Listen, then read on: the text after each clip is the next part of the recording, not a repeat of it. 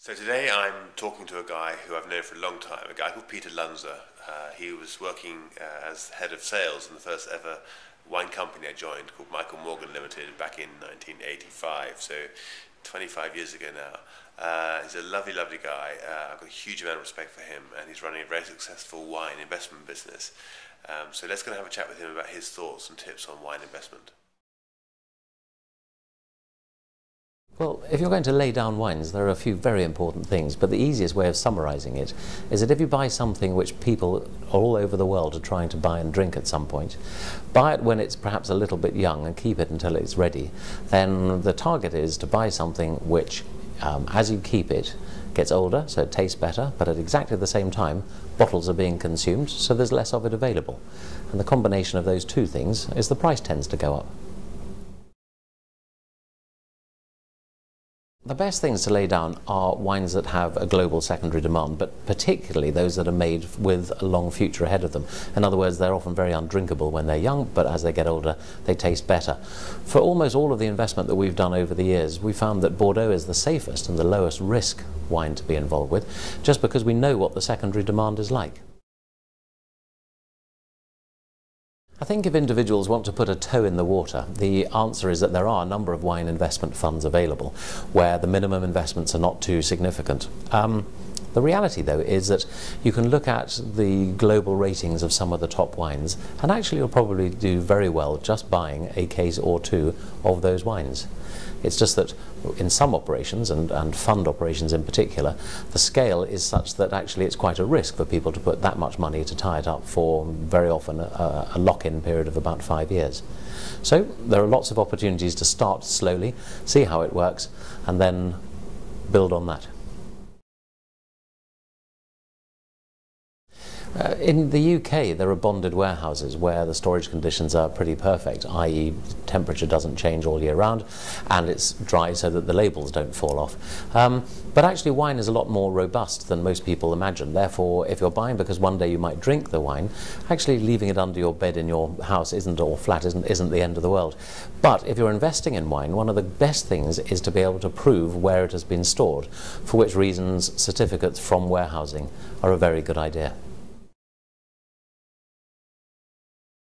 If you're looking at an exact time when a wine that you bought ought to be drunk, well, to be honest, there isn't one, because some people like wines when they're sort of a bit tougher and a bit more tannic, and others like them when they've gone very smooth and soft after many years and the sediment has fallen and the bitterness has gone. So there isn't an exact answer to that, but within most wine makers or wine production, the global critics will tell you their opinion of a window, which might be as much as 15 or 20 years, during which that wine can be consumed. What we tend to do, because it's investment, is wait for a time when the wine is becoming scarce and so people are paying more for it. And that is probably the best time to start drinking it, if you don't mind spending that amount of money. It's not really possible for most of the very top chateaux just to turn up at the door and ask to buy a case or two, because traditionally they sell all of their wines through courtiers who sell allocations to négociants. So the first stage when a wine becomes available is referred to as en primeur, and that's when the négociants offer a price to the market, and that is the first time anybody is allowed to buy it.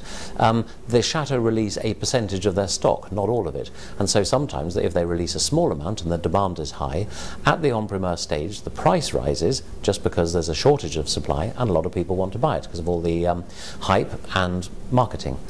But the thing about buying en primeur is very often after you've bought it, nobody's going to drink it for 8 or 9 years, and so the price quite often stagnates, and therefore for investment we actually avoid buying at that first stage. We prefer to get a wine where it's between 4 and 8 years old, knowing that when it's 12 years old it's going to be incredibly drinkable.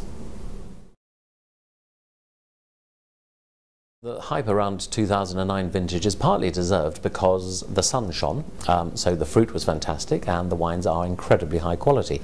The problem is that for the first time ever, most of the Bordeaux Chateau decided that instead of letting the market and the merchants take the profit, they would increase the prices dramatically themselves, and they added to that by releasing relatively small volumes of the stock that they'd produced.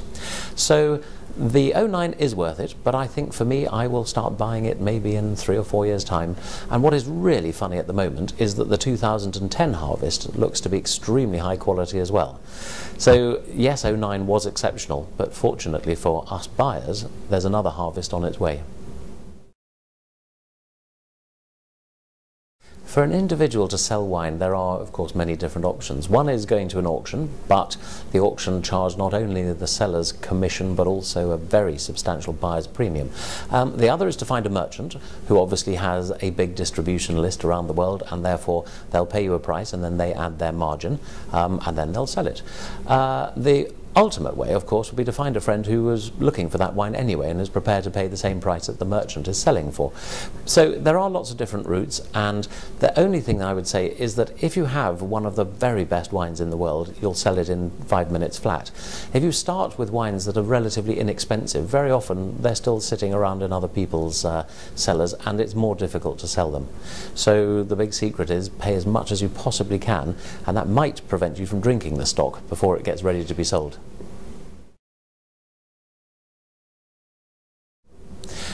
When investing in anything, in theory, one should try and spread the risk by investing in a number of different things, or at least a reasonable volume of one thing. But oddly enough, in wine, whereas a few years ago I would have said fifth growths like Lynch-Barge and Pontet Canet statistically generated as high a percentage return as anything else, it is becoming more apparent in recent years that the first growths, the very, very most expensive wines, are stretching ahead, and this is now because of brand consciousness, not because of taste. So for investment purposes, I would stick firmly with the most expensive thing you can possibly get your hands on, and if it's just one case to begin with, it's a good place to start. There is a premium being paid for Chateau Lafite, and the question of whether it's worth it is a very difficult one to answer. All markets rely on supply and demand, and the demand for Lafite is spectacular, resting largely on the fact that when you translate it into Chinese characters, it has some warm and cozy feeling, and so the Chinese love it. They haven't quite perhaps worked out why, and they probably drink most of the Lafite they buy far too young, which is why they sometimes put Coca-Cola or lemonade in it. But the reality is Lafite isn't 10 times better than something a tenth of the price, but it is an extremely high quality and recognized global brand. To me, the biggest anomaly in a sense is the fact that Mouton Rothschild, a not too distant neighbour of Lafite, is probably a quarter of the price at the moment, and yet in flavour terms they are on a par, if not one better than another, depending on which harvest you're looking at.